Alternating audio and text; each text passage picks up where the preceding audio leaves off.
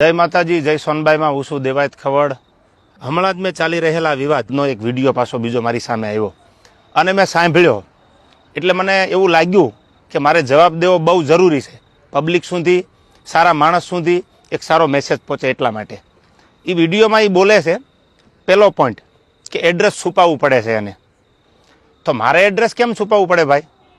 મારી તો અપડેટ હોય કે મારો ગઈકાલે આ કાર્યક્રમ છે, છતાંય તારે એડ્રેસ જોતું જ હોય તો ઇસ્કોન આંબલી રોડ ઉપર મારી ઓફિસ છે, આ મારું એડ્રેસ। ઓકે, બીજી વાત, પ્રશ્ન બીજો કે 200 લોકોને સાથે લઈને ફરે છે। 200 લોકો એટલે એક ગાડીમાં 4નું 5નું સીટિંગ હોય તો 200 લોકોમાં કેટલી ગાડીઓ કમસે કમ મારે જોવે? આપ પણ જાણો છો। જેને જેને ડાયરા કર્યા આયોજકને પૂછો કે કેટલી ગાડીઓ લઈને આવું છું, એ બધા પ્રૂફ પુરાવા દેવાની જરૂર નથી। આ એકદમ ફેક્ટ વાત છે, ઉપજાવેલી વાત છે એની। ત્રીજી વાત કરું તો સમાધાન કરવા માટે 50 લોકોને દોડાવ્યા, આવો એ બ્લેમ કરે છે મારી પર। હું સમાધાન કરવા દોડાવું?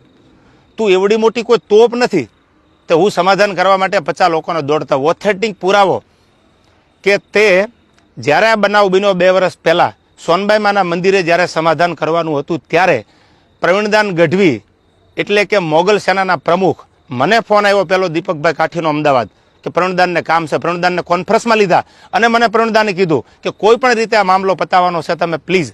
મેં કીધું કાંઈ વાંધો નહીં, તમે પ્લીઝ ન બોલો। ત્યાર પછી મને ફોન આવ્યો મઢડાથી દાદુભાઈનો। દાદુભાઈએ કીધું કે તમારે સોનબાઈ માના મંદિરે આવવાનું છે। એટલે મેં કીધું કે આવું ખરો પણ માફી નહીં માગું। તો દાદુભાઈએ કીધું કે માફી માંગવા બોલાવાના નથી। આ વાત થયા પછી હું મઢડા સોનબાઈ માના મંદિરે રાજકોટથી જવા તૈયાર થયો। એટલે તું એવી કોઈ મોટી તોપ નથી કે મારે સમાધાન માટે 50 લોકોને તારી પાછળ દોડાવવા પડે। મારે બહુ જાજી વાત કરવી નથી, કારણ કે પબ્લિક પાસે, ઓડિયન્સ પાસે એટલો બધો સમય નથી આ ફાલતુ વાતું સાંભળવાનો। પણ મારે પ્રૂફ આપવું એ મારા માટે અગત્યનું જરૂર લાગ્યું। મારો કિંમતી સમય સાહિત્યમાં, મારા જે પ્રેક્ષકો છે એને સારી વાતું સંભળાવવામાં કે સાહિત્યની 2 વાતું નવી આપવામાં છે। એટલે મને આ બધી ફાલતુ વાતોમાં એટલો બધો ઇન્ટરેસ્ટ નથી। રહી વાત બીજી સંસ્કારની, તો સંસ્કારની વાત રહેવા દે ભાઈ। બધાના સંસ્કારની બધાને ખબર છે, જે મુઠ્ઠી બાંધેલી છે એને ઉઘાડી ન કર, ઉઘાડી હવા ખાય। એટલે આ બધી વાત છોડી દે। અને રહી વાત છેલ્લી મોરાની, તો તને સ્ટેજ પરથી પણ કીધું હતું કે જેદી મજા આવે ત્યારે મોરે મોરો દેવાની તારી તૈયારી છે, એથી જાજી મારી તૈયારી છે। પહેલ તે કરી છે એટલે હું તારી રાહ જોઉં છું। સમાધાન પછી સ્થિર પાણીમાં કાંકરીનો ઘા તે કર્યો છે તો હું તારી રાહ જોઉં છું। આઈ એમ વેઇટિંગ ફોર યુ। કોઈ લાંબી ચર્ચા કરવાની જરૂર નથી। મેં આની પહેલાંય કીધું હતું ને, હજી કહું છું, ડાયલોગબાજી બંધ કરી દે। તારી રાહે રાહ છે, પહેલ તે કરી છે, મેં નથી કરી। તને જ્યારે મજા આવે ત્યારે મારી ઓફિસ છે ઇસ્કોન આંબલી રોડ ઉપર અમદાવાદ, તો ભલે। બાકી તને મારા બધા એડ્રેસ તારી સાથે જે બેસે છે એ મારી સાથે બેસે છે, એની બધી ખબર છે, પૂછી લેજો। ઓકે, રહી વાત બીજી મઢડાની કે જ્યારે સમાધાન મને દાદુભાઈ બોલાવ્યો એટલે મેં કીધું કે માના દરબારમાં માથી મોટું મારા માટે કોઈ હોય નહીં।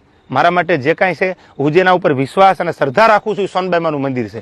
એટલે મેં માફી માંગી લીધી, નો ડાઉટ, વાત પૂરી થઈ ગઈ। ત્યાર પછી એવું બોલ્યો કે સમાધાન પછી આ ભાઈએ ચાળા કર્યા છે।